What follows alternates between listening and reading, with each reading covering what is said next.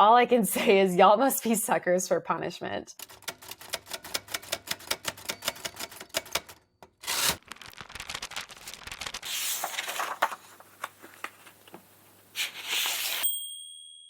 Howdy and welcome to One for the Books. I'm Sandra Broadwill. This is going to be my December reading wrap-up, and I read 10 books in November, which is the most number of books that I read at any point in 2022.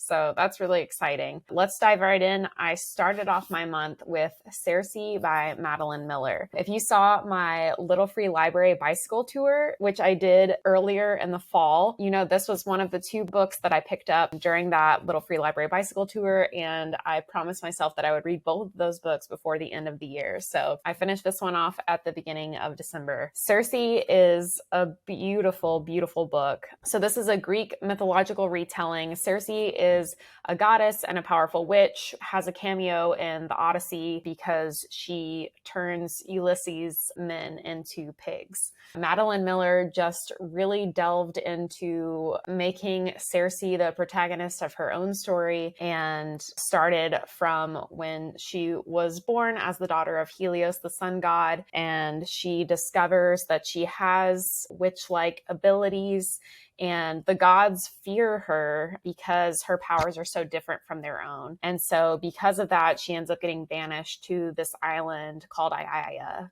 to spend the eons of eternity in isolation. Of course, she isn't always alone on the island. There's different visitors to the island, some of which are famed and known, but she really interacts with a lot of gods and mortals that you would recognize the names of if you know very much Greek mythology. It's just a powerful tale of a woman like discovering her power and her place in the world. It's ultimately like kind of a tragic tale, but also just so hopeful and just epic. I absolutely loved this. I ended up listening to it on audiobook because this was at the beginning of December, right after I had my eye surgery. And so I still couldn't see that well to read it in person. So I listened to it on audio, and the audiobook narrator's name is Perdita Weeks. And she was the perfect voice for Circe. I just absolutely loved, she has like this kind of sultry, just a really beautiful voice that totally sounded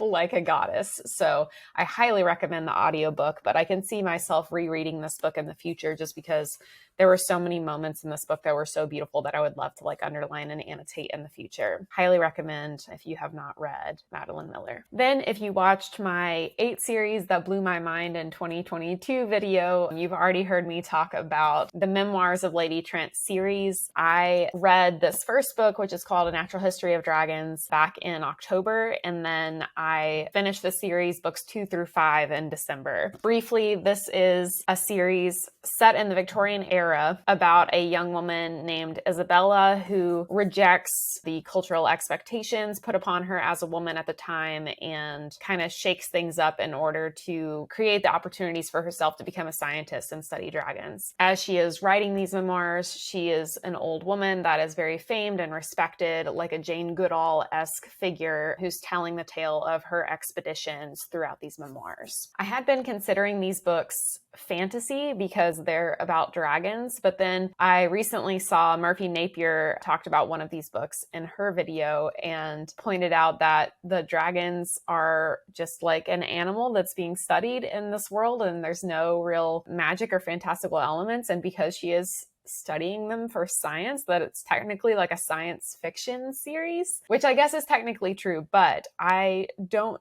think I would recommend this series to like a purely sci-fi reader because I don't think it would meet their expectations.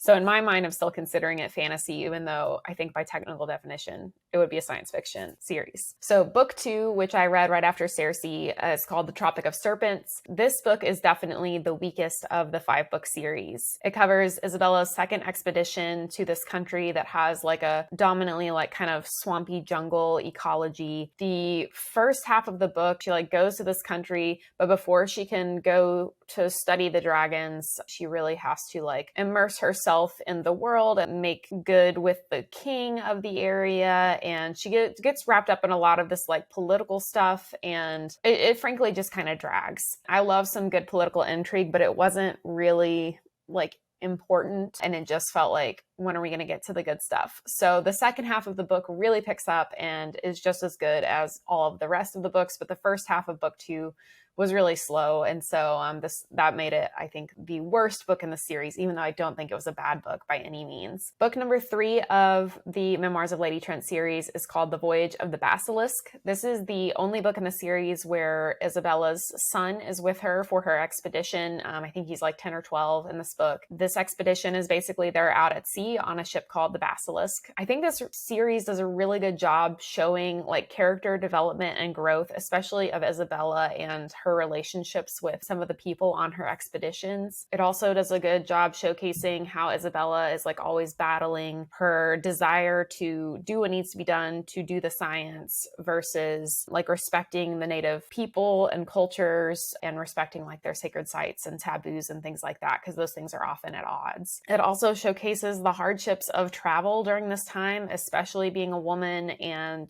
there's language barriers and diseases are rampant and communication and aid is slow to arrive. Things like that I think are all done really well in the series. Book 4 in the Lady Trent series is In the Labyrinth of Drakes, and this might be my favorite book in the series. I don't know. I really loved the first one, but the fourth one is really, really high up there. In this one, Isabella is in this desert country that's kind of like Middle Eastern vibes. I think what helps float this book to the top for me is that it has this great, really slow burn romance. The romance is always on the back burner because Isabella is way more focused on doing science and doing the work than she is about her interpersonal relationships, which is one of her main character flaws. But what unfolds between these two characters is really sweet. And the other thing I really liked about this book was that in their study of dragons, they stumble upon this like really important archaeological discovery. And so it has that element that changes it up from just the pure science to also fascinating archaeology of this fantastical world. The final book in the Lady Trent series is Within the Sanctuary of Wings. And in this one, Isabella is lured out to this intense kind of Arctic mountain range, kind of reminiscent of the Himalayas, because a local contacts her and tells her that he has found this frozen and preserved dragon specimen of a previously undocumented species. So that's really cool. And this book takes a huge twist that I honestly did not see coming and was super fascinating.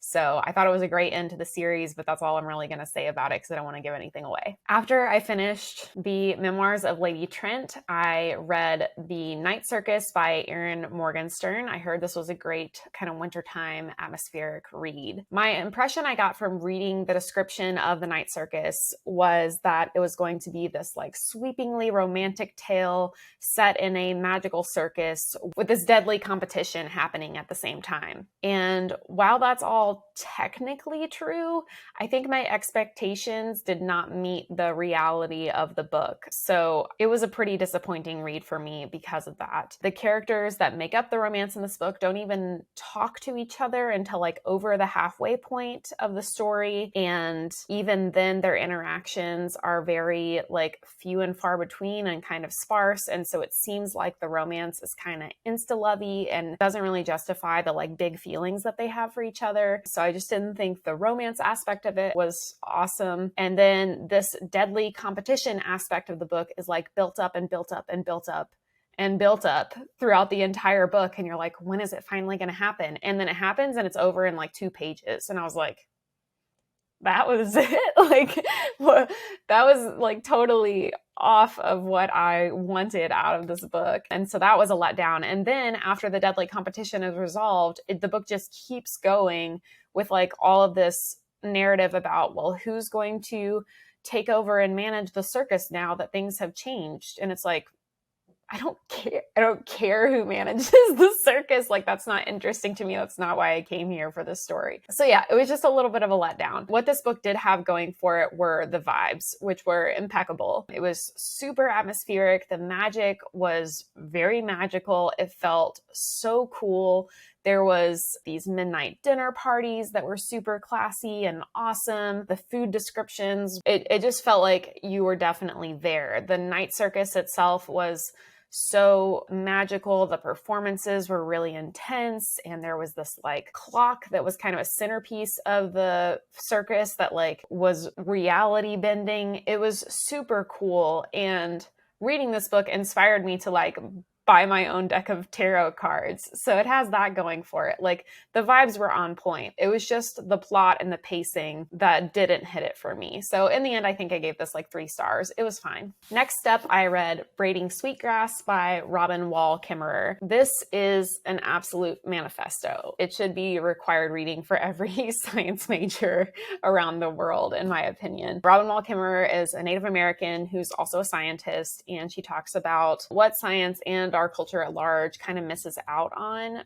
by rejecting Indigenous wisdom and storytelling. She tells Indigenous stories throughout this book and weaves them in with anecdotes about her own life and how she has come to know her own roots and balances it with the science that she learned in her academic studies. It touches also on how she tried to teach her daughters and her students and the things that she learned from them in the process and the things that she learns from plants and her relationships with them. It's wandering, it's beautiful, it's moving, and it's so just filled with hope and gratitude, but it's also just a call to action against climate change and ecological destruction. It's haunting and stunning, and I'm going to be thinking about this book for a really long time. This just lives in my heart now. After Braiding Sweetgrass, I picked up Pachinko by Minjin Lee. And controversial opinion, I did not like this book. Sorry. This is only the second book of the year that I didn't enjoy, and I'm really sad about that because I'd only heard such glowing reviews of this, and all I can say is y'all must be suckers for punishment. Pachinko is this multi-generational story about a Korean family that starts in the early 1900s, and it spans through the Japanese occupation of Korea during World War II and then up through like 1989, I think is when the book ends. I knew very little about the history of that part of the world during that time period before coming into this book, and so I did love the historical aspects that I learned while reading this. And so I can't say that I regret reading it because it did inspire me to learn more. The writing was also very strong. Minjin Lee is definitely like a powerhouse of an author. But honestly, this book is just about suffering. This family suffers so many tragedies, and it's just like each generation has some new source of pain. I love a good trauma in a book sometimes, but this felt like trauma without any deeper meaning behind it. It was just suffering for the sake of suffering. And when it was over, I just felt depressed. And it wasn't depressed like, oh wow, that was so impactful, I'm going to be thinking about this for a long time. No, it was just depressing. That's it. The second to last book that I read in the month of December was These Prisoning Hills by Christopher Rowe. As you can see, this is a tiny little novella, and this was lent to me by my buddy Ben. So thank you, Ben, for letting me borrow this. This is a very short apocalyptic novella set in Appalachia. We're following our protagonist, Marcia, who was a soldier in the First Athena War. Athena is this AI that took over and completely demolished like the Southeast, basically, before she was finally defeated. In doing so, just infected and corrupted the entire ecosystem with like nanotechnology and biomechanical weapons of horror. So our story kicks off after the war when Marcia's town is invaded by these federal troops who want Marcia's help to help them find a piece of tech that belonged to Athena that they believe is buried in the mountains nearby. So that's the premise. I'm not going to say any more because, again, it's a tiny little novella. I loved this. I wished it had been a full-length novel. The concept was definitely strong enough that if this was a full-length book, I would have just eaten it up. Yeah, that was my biggest complaint, was just that but it wasn't long enough. Very, very cool read. The last book that I read in the month of December was Before the Coffee Gets Cold by Toshikazu Kawaguchi. I just finished this on New Year's Eve, and it was another pretty short read. This is about a cafe in Japan where if you sit in a certain seat, you can travel back in time, but you can only meet with other people who have previously been to the cafe. You're not allowed to leave your seat, and you only have the length of time to be in the past until your cup of coffee that you were served goes cold. So it's very limiting in its structure. The concept is 4 short stories about people who come to the cafe to go back in time, smushed together into a novel. I felt like these 4 stories were designed for maximum emotional impact. I did cry reading this, but at the same time, I didn't feel like it had a lasting emotional impact on me, which was kind of interesting. Also, this book only has like 7 or 8 characters, and I think over half of them have a name that starts with the letter K, which was very confusing to me. I got them all kind of muddled in my head. The concept was really interesting, but by the 4th time around, it was just starting to feel really formulaic and repetitive. So this was a 3-star read. So that was all the books that I read in December. I definitely had some ups and downs, but again, I read 10 whole things, which is more than I've read any other month in 2022, and I think is leading into a really great start to 2023. So I'm really excited about all that. And then Christmas came, and obviously I had a ton of books on my Christmas list, and I ended up getting 11 books for Christmas. So if you saw my 4 reading goals for 2023 episode, then you know that one of my goals for this year is that I plan to read every single book that I bought or acquired in 2022. So I now have 11 more books to add to that must read in the coming year stack. So I'm going to run through those really quickly. First off, I was given the first 3 books of the Mistborn Era 2 trilogy by Brandon Sanderson by my mom and dad. So that starts with The Alloy of Law, then The Shadows of Self, and The Bands of Mourning. I'm really excited to dive into this. I'm planning to read these this month here in January. So that's going to be super fun. Also, my mom crocheted me this adorable bookmark. It's like a sunflower, and she made several others for me as well that are super cute, but this is the only one that I have sitting on my desk at the moment. So I'm very excited about that. And then my sister-in-law, Heather, gave me the final book in the Brandon Sanderson Mistborn Era 2 trilogy called The Lost Metal, which just came out, I think, this fall. And so I now have the complete series. The fact that these are all horrifically different sizes and formats is going to bother me, but it's fine. I'm super excited to read these this month. The last book that I got from my mom and dad is The Elephant Whisperer. It says My Life with the Herd in the African Wild by Lawrence Anthony and Graham Spence. So I really don't know anything about this. My mom read this last year and really loved it and thought I would like it too. So I'm excited to give this one a try. My neighbor, Rainey, who works at Half Price Books, gave me this signed copy of Clay's Quilt by Silas House. If you've been following me for a while, you know I just read my first Silas House book this past year called Lark Ascending, and it was one of my best reads of the year. So I was very excited to get this. Thank you, Rainey. And then my father-in-law, Mike, got me Southernmost, also by Silas House. So I'm super excited to have 2 more Silas House books to read in the coming year. He is just a masterful writer, and this story in particular sounds really interesting to me. And I'm sure you guys will be hearing about that on my channel if you stay tuned. So that's a good hint. Subscribe, like this video, and you'll get to see me talk about these books in the future. The other book given to me by my father-in-law and his partner was The Sea of Tranquility by Emily St. John Mandel. I just read, why am I blanking? Station 11. I just read Station 11 by Emily St. John Mandel this year, and I loved it. It was so good. And this is her more recent book that has come out. I think it is in the larger universe where Station 11 happened, but like way in the future of the events of that story. So I'm excited to see how that ties in. And then the last set of books that I received for Christmas was from my mother-in-law, Fran, and stepfather-in-law, Tim. And that is The Three-Body Problem, which is a famous modern sci-fi trilogy. I believe it's called the Remembrance of Earth's Past trilogy, but I think most people refer to it as the three-body problem. So I am super stoked to read this year. I didn't get a chance to read very many sci-fi series in 2022. The only sci-fi series that I read was The Expanse, which was 9 books long, but I plan to read more sci-fi in 2023, so I'm very excited to give this a try, and I've just heard amazing things about this. Has something to do, I think, with an alien invasion, maybe? That's about all I know. Okay, so these were the 11 books that I got for Christmas. Thank you, everyone who gifted me some books. I can't wait to read these and share my thoughts with you in 2023. So I have a bunch more content that I'm planning to put out in January. I did want to wait until I had finished all of my reading for 2022 before I did all of the 2022 wrap-up series kinds of things that booktubers often do. So most of my January content is going to be that sort of stuff. I'll have kind of a deep dive into all of my reading data, and then I'm going to do a tier ranking of all of the content that I consumed this year and things like that. So if you would like to see more of that, please subscribe, and I will see you again very soon.